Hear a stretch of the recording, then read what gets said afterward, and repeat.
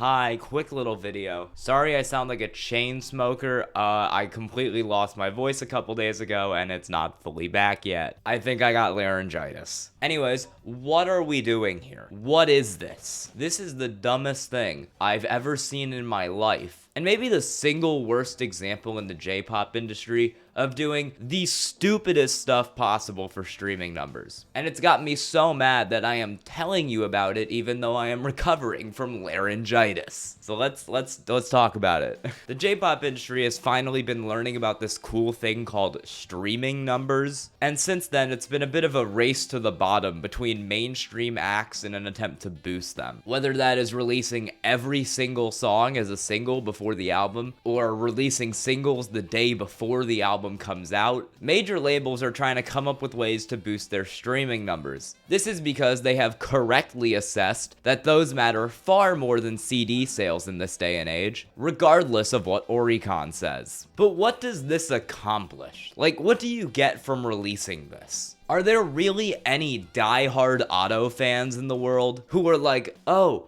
I was getting tired of the song Show, but now there's a slowed down version? There's a sped up version? Holy shit, now I can enjoy the song again. Are there real people who think like that? Do people actually want this? If they do, I think it says more about the streaming age as a whole and the influence TikTok has had on music than just one greedy J-pop corporation. But that is a video for when I am not sick. When I didn't like Otto's last album, I made a couple points about how I felt that she was being badly mismanaged by her label, and it probably wasn't going to end well. And then Otto fans jumped in the comments to call me a Swiftie and ghost me after I challenged them to a GeoGuessr 1v1. But like, I was right. If her label truly respected her as an artist and respected her artistic output, this would not exist. They wouldn't be releasing 10 alternate versions of Show in a desperate bid to move her back up the Billboard charts because that song is currently sitting behind 8 separate Mrs. Green Apple tracks and 14 spots behind a random Vondi album cut from over 4 years ago. And I know I've touched on this idea of top J-pop bands and labels being lazy and disrespectful with their artists, but it's not gonna stop happening. The difference is, this Show LP is so stupid that it makes AKB48 look like business geniuses. Like shit, they managed to sell hundreds of thousands of worthless CDs. That's way more impressive than 10,000 plays on I put Show into Audacity and slowed it down by 10%. The only thing Otto has over AKB is that her team isn't causing serious environmental damage. Yet. Anyways, I did actually listen to the whole album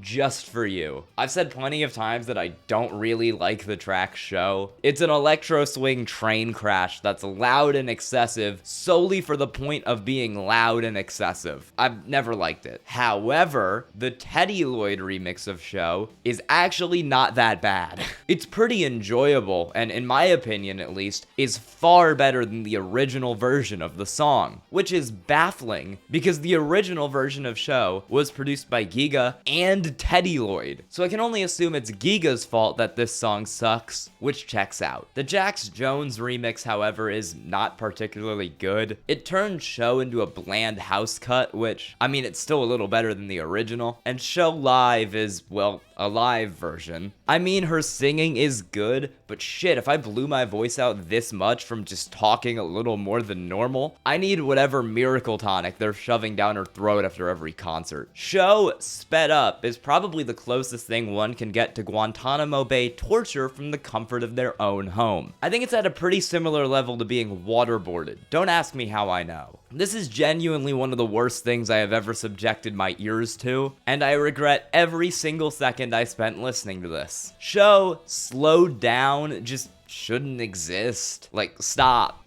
doing this. What are we doing here? It's stupid. It's not good. Show Stripped is literally just Show, but they ran it through a filter that removed all of the bass. What is the point of that? Again, why does that exist? Surely no Otto fan was upset on Twitter like, I'm not gonna listen to Otto again unless they release a version of Show without any bass in it.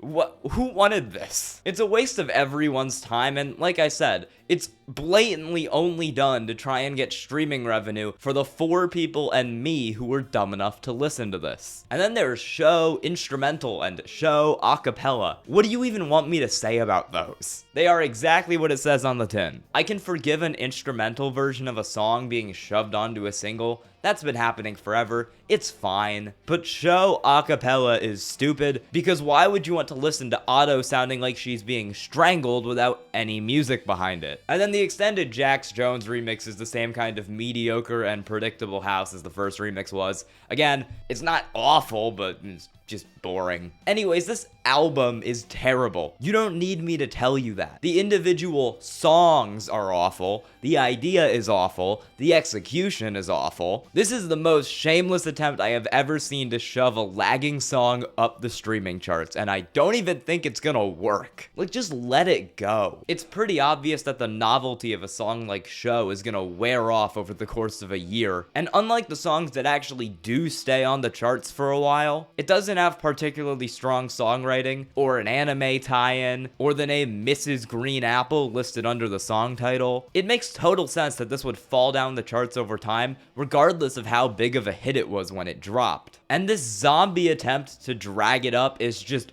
pathetic. Make some new songs that could get up there like Fuji Kaze does or something. Don't try to walk the corpse of Show around after people are clearly already over it. Because this is stupid. This shouldn't exist. And it's stuff like this that illustrates how lazy a lot of the labels and artists in the upper echelon of J-pop have started to get. It's why I'm a Vondi fan. Was Replica a particularly good album? Not really. In fact, I think it was quite a disappointing record. But it had a very clear artistic vision. Vondi was trying things, he was taking risks, and even though some of them were definitely misguided, it was still an album that felt personal and clearly had a lot of love and care put into it. You could see the artist in the artwork, and that's something that's clearly missing in quite a lot of the other big J-pop groups around, including Otto. And that's why I respect an album like Replica that takes risks and sometimes fails 1,000 times more than like Zanmu. This Show album isn't the problem in itself, but it is a symptom of it. It's a sign of what you end up with when streaming revenue and TikTok popularity are considered more important than the art itself. It's art that leaves no legacy and exists solely to make a quick buck. It's annoying, and it keeps happening with these major labels and these major artists. And like I said in my last video regarding Otto, if they keep putting commercial success over the actual music, it's not gonna end well for her career. Thanks for watching. Sorry again about my voice. It'll be fixed soon, and the next video will most likely be Vocaloid shoegaze. Love y'all so much. Thank you. Bye.